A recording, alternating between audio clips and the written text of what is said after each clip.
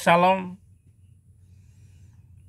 ada seorang ulama yang paling saya kagumi karena keberaniannya berdebat dan mengucapkan kata-kata lantang dan hebat sekali kiprah internasionalnya dan bagaimana orang diajak berdebat keok di hadapan dia. Mirip sekali dengan si Doggy Tang yang melakukan wawancara dialog sepihak, hanya bertanya. Inilah Ahmad Deedat, ulama yang saya kagumi itu. Dia luar biasa. Ini sedang didoakan oleh pendeta, tetapi dia menolak, tidak mau didoakan karena dia merasa lebih benar. Setelah sejarah kehidupannya itu porak-poranda karena dia menunjukkan sikap arogan di setiap penampilannya.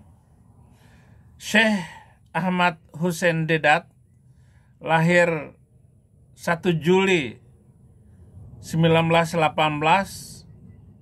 sampai meninggal 8 Agustus 2005. Dia adalah seorang ulama Islam yang terkenal. Dia juga menekuni perbandingan agama. Dan itu yang dia kuasai. Kemudian dia debatkan kepada orang Kristen yang tidak mampu untuk memberikan jawaban apa-apa. Karena dia menggunakan Al-Qur'annya bahasa Arab sehingga orang susah mengerti dan menyerang ayat-ayat Alkitab yang juga susah dipahami oleh orang awam. Seorang ulama yang terutama bidang perbandingan agama, juga dia penulis, dosen, dan orator. Dia dikenal sebagai salah satu pembicara handal dalam debat publik dan masalah keagamaan. Dari 1957 dia membuat sebuah Islamic Propagation Center Internasional dan menjadi presidennya hingga 1996. Yang fenomenal adalah debat dia dengan Anies Soros, dan dia berani menantang siapa yang salah di dalam memegang keyakinannya, maka dia akan dikunci mulutnya dan tidak bisa berbicara karena dia salah di dalam keyakinan imannya itu. Dan Anda tahu kan jawabannya, maksud saya, karena sudah beberapa kali saya berbicara tentang Ahmad Deedat. 9 tahun mulutnya terkunci sampai ngek. Kesombongan itu tidak boleh ditampilkan ternyata, saudara-saudara. Gampang kalau sekedar untuk menyombongkan diri. Dan terlalu gampang Tuhan menjatuhkan orang yang menyombongkan diri. Termasuk kamu, Donditan. Dan ini peringatan bagi mu'alaf ini agar jangan menghina Alkitab. Sekali lagi, jangan menghina Alkitab. Itu firman Tuhan loh itu, kata-kata Tuhan. Jika ada kesalahan dalam jumlah kata-kata ataupun jumlah angka-angka, itu mungkin ada salah perhitungan atau salah tulis perkiraan-perkiraan para penulis, karena penulis ini ada 40 orang dari zaman ke zaman. Sedangkan Quran itu sumbernya 1 orang, 40 orang yang nulis. Ya tentu saja kacau semua isinya. Apalagi isi-isi dari Quran itu saling bertentangan. Jadi kembali lagi, saudara-saudara, Anisoros dalam debatnya itu menunjukkan keberanian dan kecerdasannya sebagai seorang jago debat dari Kristen. Tetapi sekali lagi tetap aja dikalahkan oleh Ahmad Deedat dengan propaganda mulutnya itu, karena dia sudah mendapatkan hadiah dari Raja Arab Saudi dan dianugerahkan sebagai jago, orang yang mampu mempertahankan akidah Islam, mampu menyebarkan Islam kepada orang-orang Kristen. Tetapi dia meninggal di Afrika. Meninggal di Afrika Selatan. Dan dia habis di sana. Bahkan karena 9 tahun dia terkunci mulutnya, seluruh harta kekayaannya dan hadiah-hadiah dari pemimpin-pemimpin besar dunia habis untuk mulutnya terkunci karena kesombongannya itu. Itulah Ahmad Deedat. Dan orang-orang yang sudah yang sudah banyak menipu dan berbohong di dalam Tuhan Yesus Kristus, semua. John Lennon, ada John Lennon namanya, itu penyanyi legendaris, di mana-mana dieluk-elukkan ribuan penontonnya. Dari satu negara ke negara lain, dia bilang tidak ada yang lebih terkenal daripada saya, John Lennon, hari ini. Bahkan saya mengalahkan Tuhan Yesus. Lebih terkenal saya. Namanya juga John. Yohanes. Akhirnya apa? 1 bulan kemudian ngek. Mega Fitri mu'alaf, menyombongkan diri bahwa dia tidak mau mengikuti lagi agamanya karena ajarannya itu tidak benar dan tidak bersih. Sedangkan Islam ini harus berwudu, suci. Apa gunanya suci tubuhmu tapi hatimu jauh? Apa gunanya kamu bersunat tetapi maling? Apa gunanya kamu datang ke masjid tetapi hatimu kotor? Apa gunanya kamu itu rajin ke rumah ibadat tetapi kamu membenci tetanggamu, mempersekusi tetanggamu yang beda agama? Hati-hati, Mega Fitri. Tapi akhirnya anak-anaknya, suaminya ngek di jalan tol di Cirebon. Habis sudah. Tamatlah riwayatmu. Enggak ada lagi. Agustan dengan bangga dalam sebulan ini, kalau saya enggak ngek, dia pantatin Alkitab turut. Ngek. Tinggal tunggu kamu donditan.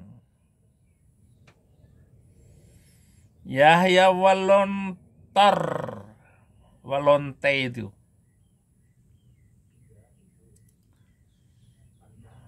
Dia mengkhianati Tuhan Yesus.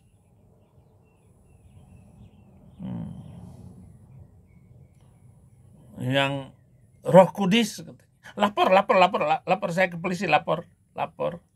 Nggak usah, ngapain laporin ke polisi? Nggak usah dilaporin. Tuhan tahu cara untuk membayar omonganmu itu. Dengar baik-baik ya semua Muslim mu'alaf. Dengar baik-baik. Kami menyembah Tuhan yang hidup. Kami menyembah Yesus Kristus yang adalah firman Allah yang telah menjadi manusia, naik ke kayu salib, 3 hari dikuburkan, bangkit, hidup kembali. Dia adalah Tuhan yang hidup. Maka jangan ngelawan. Gak usah kami lawan. Ya sudah, kalau pindah agama ya sudahlah, tenang-tenang aja lah. Tetapi Tuhan akan mempermalukan seperti mempermalukan Yahya Waloni. Dia naik ke atas mimbar, dia khutbah pertama berhasil, khutbah kedua sudah nges-ngesan ini, sudah nggak kuat lagi.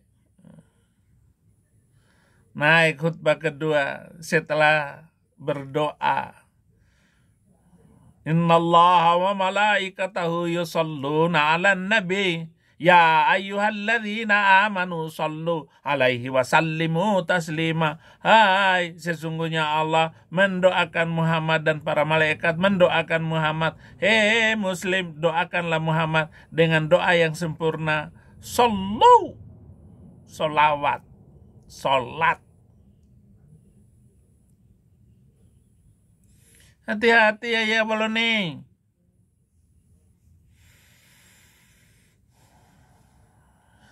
Apalagi kan sudah ketemu itu dengan kanjeng nabimu itu, bagindamu itu. Kan lomba ini di itu. Lomba tidur dengan 72 bidadari. Hati-hati. Kamu bawa obat kuat nggak ke sana? Jangan-jangan kamu kena nanti. Kena Raja Singa Spilis. Bawa kondom juga dong. Ya Waloni. Itu ingat di Donditan. Nasihat-nasihat saya kepada Yahya Waloni ini. Jangan lupa bawa kondom. Karena di sana itu nggak ada celana dalam itu para bidadari itu. Telanjang semua dan bisa dilihat menurut cerita nabimu. Karena nggak ada kamar-kamar, paling satu tempat ya ada dipannya lah, ada dipan yang tidur di atas dipan tanpa satu kain pun, satu benang pun nggak ada di tubuh cewek yang jumlahnya 72 bidadari itu. Lalu ditanya oleh sahabat, ya Rasulullah, apakah kuat laki-laki tidur dengan 72 bidadari? Muhammad menjawab, saudara-saudara, nanti laki-laki itu di surga tegang 70 tahun kemaluannya itu. Jadi kenikmatan di surga itu, saudara-saudara, ibu-ibu, malu saya ceritakan. Memang dia umur 87 tahun ini, si apa namanya ini, Ahmad Dedat. Yang lucu lagi, murid Ahmad Dedat itu adalah Moko Ginta. Moko Ginta. Moko Ginta adalah seorang yang luar biasa. Dia ngek lagi tahiyat akhir. Oh, kata-kata yang muslim. Dia husnul khotimah. Husnul khotimah apaan? Itu nabimu saja itu